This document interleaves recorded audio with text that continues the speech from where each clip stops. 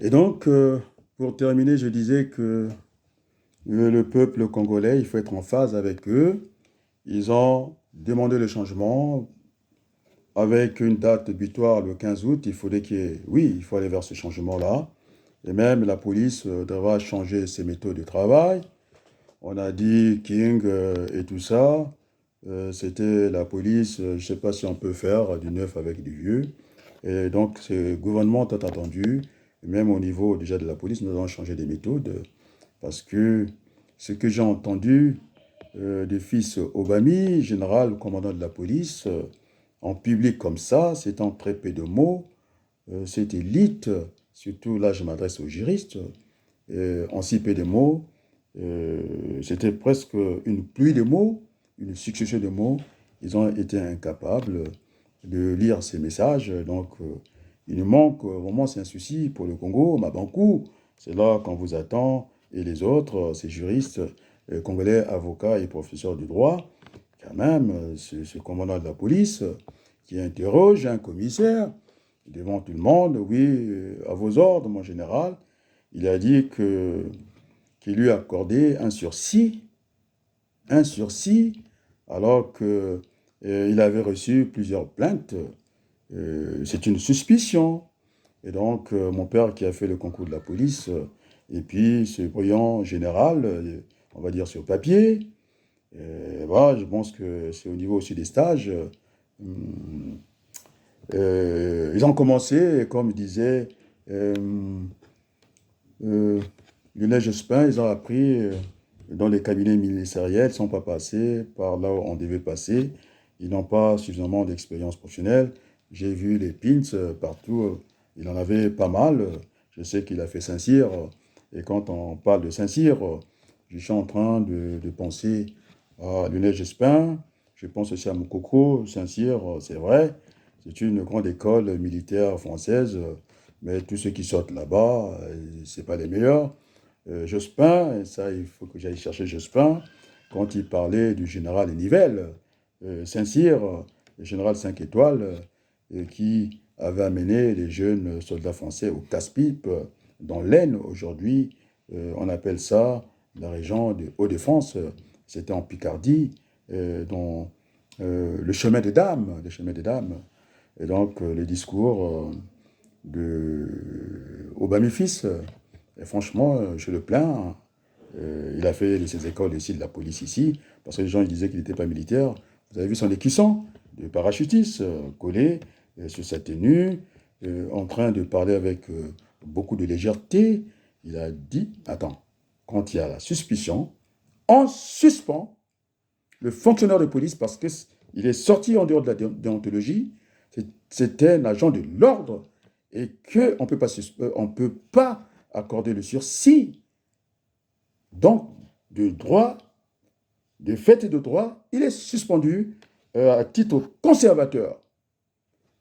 On le garde, une conservation de son boulot, on le garde, et je dis à monsieur Obami, vous n'avez pas l'inspection de la police des polices.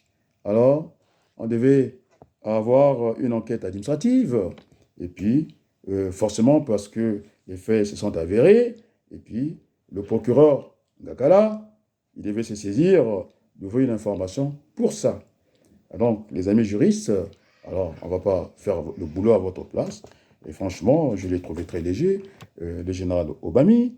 Et puisqu'en plus, il a dit en substance qu'il doit beaucoup endinguer, et devoir beaucoup endinguer.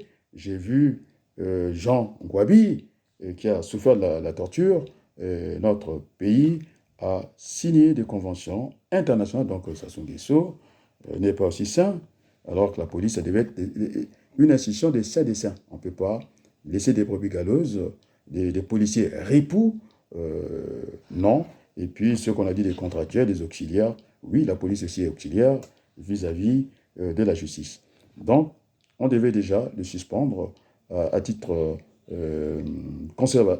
avec voilà, ces bénéfices de conservation de son poste. Et maintenant, si c'est avéré qu'il a fait des fautes, il est révoqué de la police. Alors, ceci crée Moi, si j'étais Denis Sassou Nguesso, ils vont apprendre les méthodes pour ne pas aller à la torture. On ne peut pas torturer les gens et puis venir les déposer, les déférer tranquillement à la maison d'arrêt. J'ai travaillé dans 5 maisons d'arrêt en France.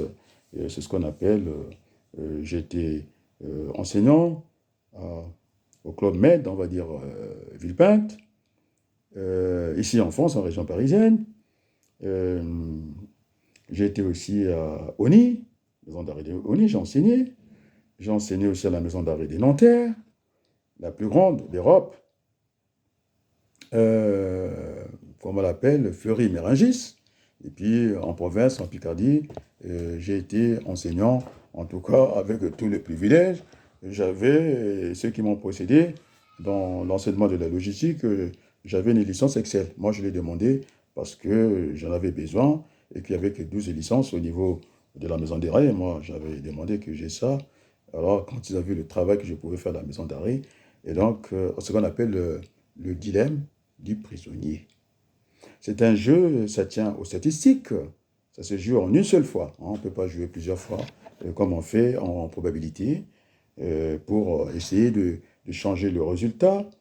On isole, parce qu'on doit demander à ces prévenus qui ne sont pas encore coupables. Nous, on parle de mise en examen ici, pour ne pas influencer le jugement, parce qu'on dit la mise en inculpation, non.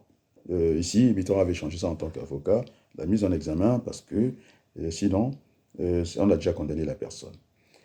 Et donc, on les sépare. Ils doivent coopérer avec la police. On leur donne cette occasion-là, séparément, ils doivent, en tout cas, collaborer avec la police, de dire, voilà, c'est un délit. C'est même pas une offense, c'est un délit. Voilà, vous en avez pour 10 ans. Séparément. Alors, si vous trahissez l'autre, vous êtes acquitté. On vous laisse. Allez, vous pouvez partir. Si maintenant, vous ne voulez pas trahir l'autre, vous allez jouer les caïds, vous prenez les 10 ans. Maintenant, je pense qu'ils vont réfléchir, ils vont se trahir, et puis finalement, chacun va écoper 5 ans chacun des prisons. C'est ça, ce qu'on appelle le dilemme des prisonniers. Ça doit passer par ces méthodes de police, on n'a pas besoin de prendre Jean Gouabi, le brûlé d'alcool avec des tiges d'allumettes. Et ça, monsieur Sassou Nguesso, vous avez vu les images, il faut que cela, ça change.